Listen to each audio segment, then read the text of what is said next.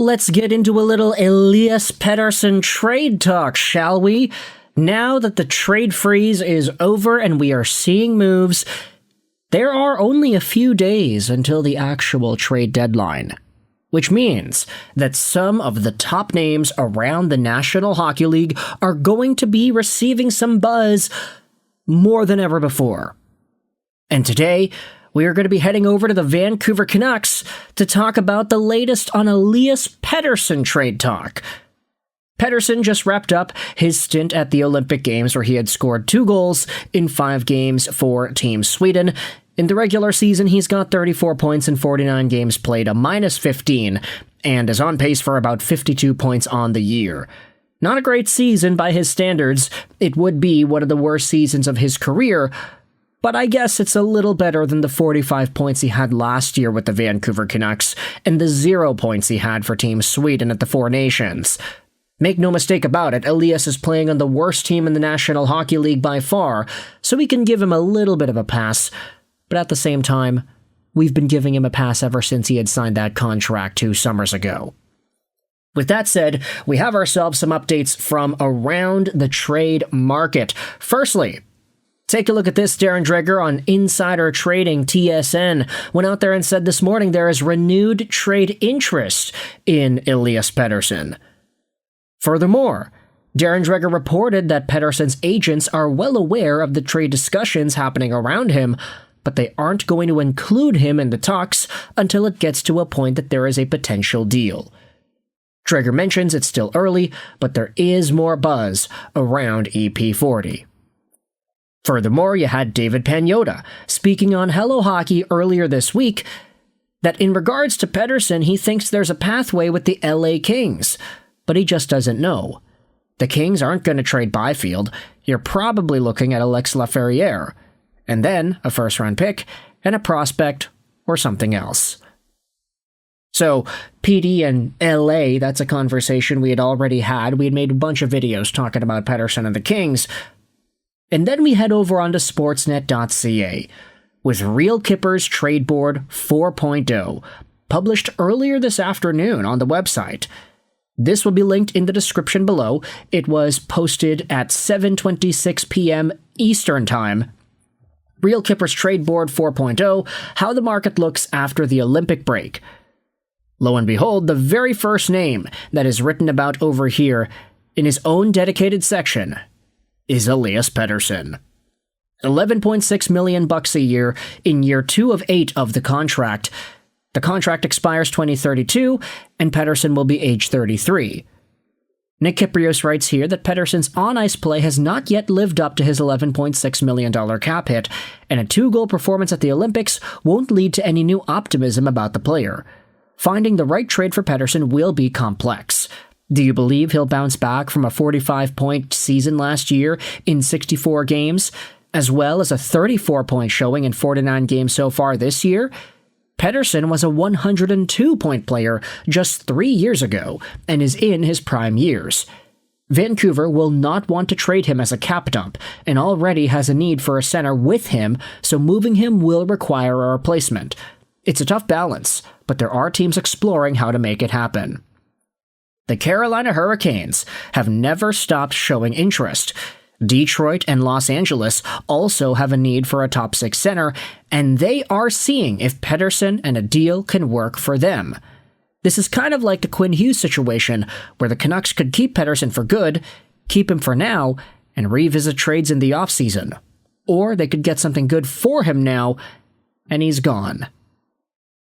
Now, unfortunately, Kipper, I don't think the Vancouver Canucks really had that luxury with Quinn Hughes, the ability to keep him for a long time. Pettersson is signed on till the end of 2032. If it's the Canucks' choice, they could keep Pettersson for the long haul. They didn't have that choice with Quinn. That guy wanted out, and I think nowadays we are definitely seeing where his heart truly lies.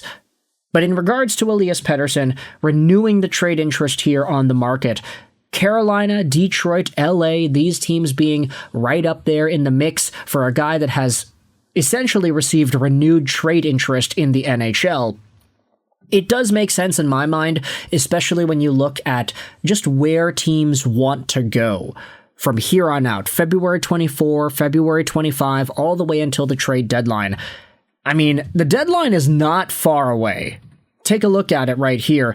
Trade deadline is going to be on March 6th, 2026 at 3 p.m. Eastern. So we have, what is that? Let me just pull out my calendar over here.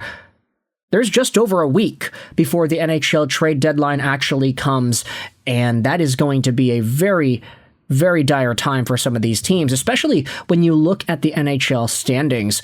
Teams like Detroit, teams like LA, teams that are right on the mix of being a playoff team or just on the outside looking in. The LA Kings had just lost out on Kevin Fiala, but they already made a trade for Artemi Panarin, and they signed him again too.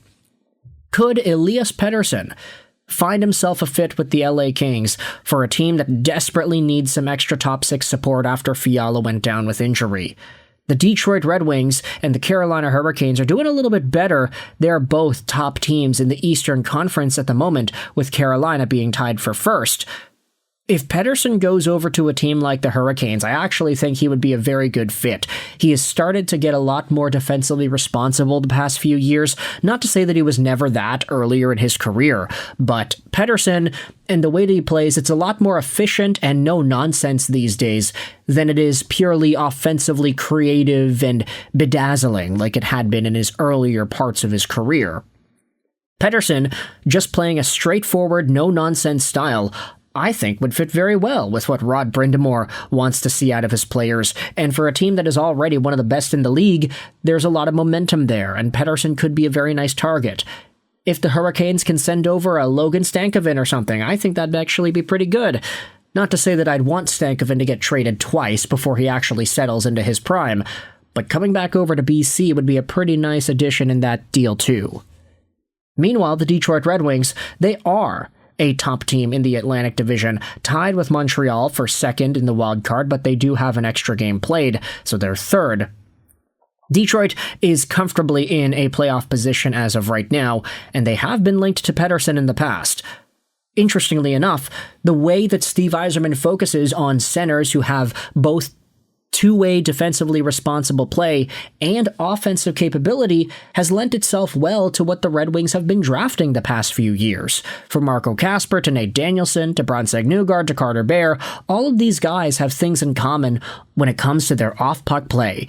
Yes, it's true that these guys can score points, maybe some of them more than others, but defensively they're all very responsible, they're all tenacious, they all work hard. Pettersson, while he's not necessarily the same dog-like player like a Tyler Mott or a Carter Bear or a Brandon Hagel, he is very defensively responsible these days, and he does put in the effort to block shots, draw penalties, and do everything he needs to do when he doesn't have the puck. It's kind of an unfortunate syndrome of Elias Pettersson this time around that his offensive mind has totally dried up. He is not as creative as he was, but he's kind of replaced all that energy with defensive acumen. So, with that said, let me know your thoughts in the comment section below. How do you feel about this renewed trade interest on Elias Pettersson, and folks on Sportsnet going out there and linking the Kings, the Canes, and the Red Wings, all to Vancouver's $11.6 million center? Thoughts in the comment section below. I hope you enjoyed this video. And bye.